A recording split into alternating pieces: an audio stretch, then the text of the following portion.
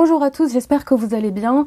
Alors ça fait longtemps que je veux parler de la Syrie, mais je le faisais jamais, c'était jamais le bon moment. Il y avait trop d'informations, ça allait trop vite d'un coup, je savais pas par quoi commencer. Mais voilà, cette semaine, il y a urgence.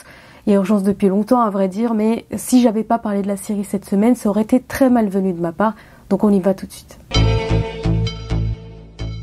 On en arrive donc actuellement avec ce que les médias ont désigné comme une escalade des tensions, même si c'est un euphémisme, hein, vous avez dû l'entendre et le voir dans les médias.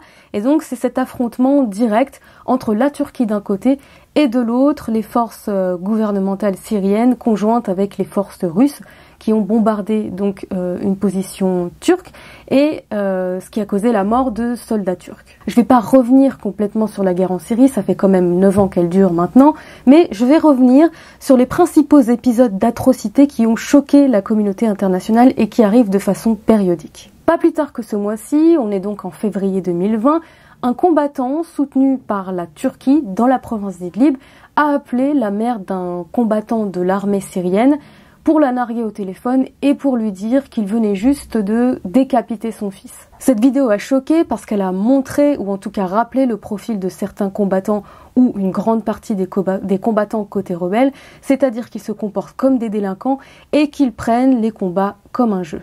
La deuxième atrocité qui date de ce mois, on est donc toujours en février 2020, ce sont des combattants pro-Bachar al-Assad qui ont été filmés, qui se sont filmés même plus précisément en train de profaner des tombes. Ça s'est passé à Idlib et on voit notamment un des combattants en train de déterrer un cadavre, de prendre un crâne et de le narguer en lui demandant « C'est toi qui voulais m'embêter ?» Ça a énormément choqué. Du côté de l'opposition, c'était très symbolique parce qu'apparemment, selon les sources arabes, le cadavre en question était celui d'un ancien combattant de l'armée syrienne libre qui avait été tué en juin 2014. On remonte maintenant en octobre 2019 au moment où la Turquie est entrée dans le nord de la Syrie pour repousser ce qu'elle considère comme les terroristes kurdes. À ce moment-là, des combattants syriens soutenus par les Turcs se sont acharnés sur des civils et sur des figures politiques kurdes comme par exemple Evrin Khalaf, qui était une femme politique kurde, qui a été assassinée et des combattants se sont pris en selfie devant elle et de toute façon, le fait de l'exécuter sommairement est considéré comme un crime de guerre. Toujours au niveau du Kurdistan syrien, cette fois en février 2018, une combattante kurde a été tuée, son corps mutilé, elle a été déshabillée aussi et sa poitrine a même été découpée par des rebelles armés. Ils sont censés appartenir à l'armée syrienne libre, sauf que l'armée syrienne libre parle de débordement de cas isolés. Une enquête est censée avoir été ouverte, mais on n'a jamais sanctionné les coupables de ce crime affreux. En avril 2017, maintenant, pendant la bataille d'Alep, il y avait deux localités qu'on appelle Foua et Kafraya, qui étaient des localités pro-gouvernementales, mais assiégées par les rebelles armés. Un accord a donc été passé entre le gouvernement syrien et les rebelles armés. La libération de prisonniers détenus par le gouvernement syrien, des rebelles essentiellement, en échange de la libération, l'évacuation de ces civils dans cette zone assiégée par les rebelles.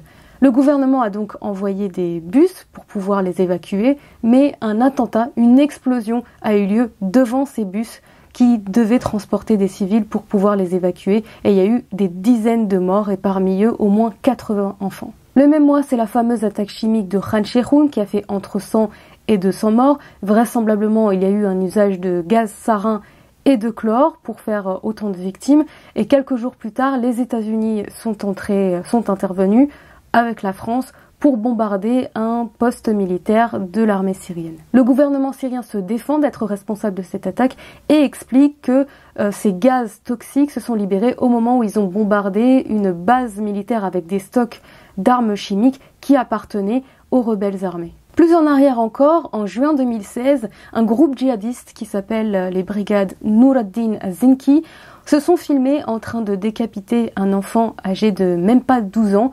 Leur justification, c'est que cet enfant était membre d'une brigade qui s'appelle les brigades Al-Quds, une brigade palestinienne qui combat aux côtés des forces gouvernementales contre les opposants armés.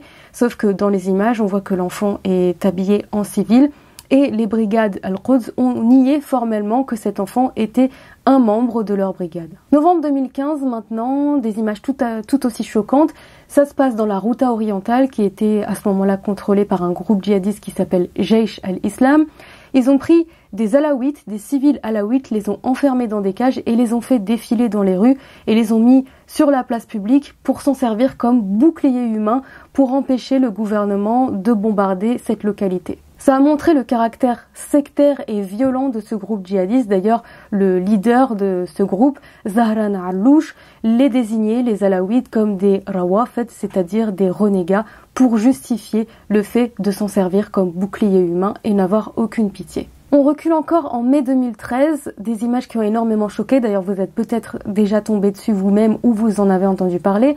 Ça s'est passé dans la région de Homs et un opposant syrien, un rebelle, a ouvert le cadavre d'un soldat de l'armée gouvernementale et a mangé son cœur et a menacé tous les loyalistes, tous ceux qui sont du camp adverse, de faire la même chose si jamais ils osaient s'en prendre aux opposants comme lui. Le même mois, des combats pro-gouvernement, c'était pas l'armée syrienne mais c'était des forces loyalistes, ont complètement décimé une population d'un village qui s'appelle Al-Baïda. Ce village se situe dans la province, le gouvernorat de Tartous. Tartous, c'est une localité qui est composée à majorité d'alaouites et les alaouites sont majoritairement favorables au gouvernement, sauf que ce village et un autre qui était tout près étaient pro-rebelles, pro-opposition, ce qui fait que les milices en question, les forces armées en question ont massacré tout le monde. Il y avait certainement de l'opposition armée à l'intérieur, mais toujours est-il que des centaines de civils ont été massacrés et des images des combattants pro-gouvernement ont circulé en train d'écraser les têtes des civils avant de les tuer ou tout bonnement les écraser au moment où ils étaient déjà morts. Toute cette situation a entraîné un éternel cycle de règlement de compte et de vengeance. Et d'ailleurs, on voit beaucoup d'images, par exemple, de soldats de l'armée du gouvernement ou de milices loyalistes qui se prennent en photo ou qui se filment en train de forcer un opposant, armé ou non, en train d'embrasser ses chaussures, embrasser les chaussures du combattant, ou le forcer tout simplement à embrasser le portrait de Bachar el-Assad pour l'humilier davantage et lui imposer la reddition.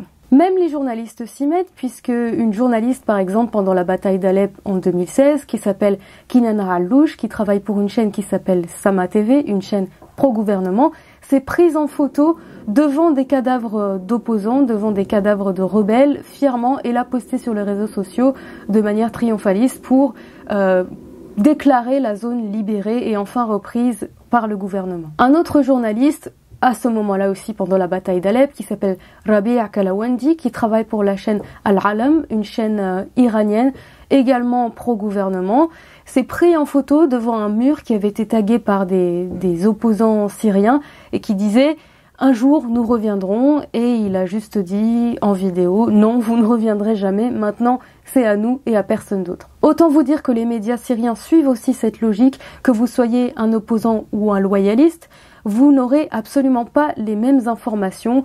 Un fil d'actualité opposant et un fil d'actualité loyaliste ne se ressemblent pas du tout. D'abord, ce qui va être différent, c'est les informations qu'on va privilégier quand on va publier sur les médias respectifs.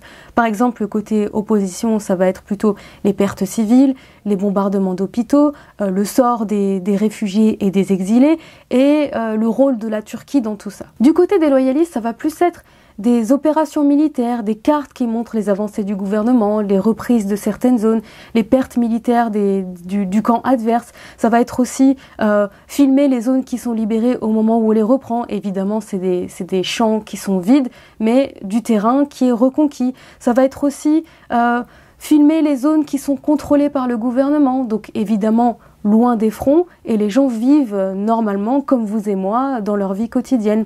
Et enfin, ça va être des reconstructions, montrer que les rebelles ont causé beaucoup de dommages, mais que le gouvernement travaille à la reconstruction de ces zones complètement meurtries. On a aussi un vocabulaire précis et un champ lexical pour parler en termes littéraires, selon qu'on soit opposant ou loyaliste. Quand on est opposant, par exemple, on va parler de régime et pas de gouvernement.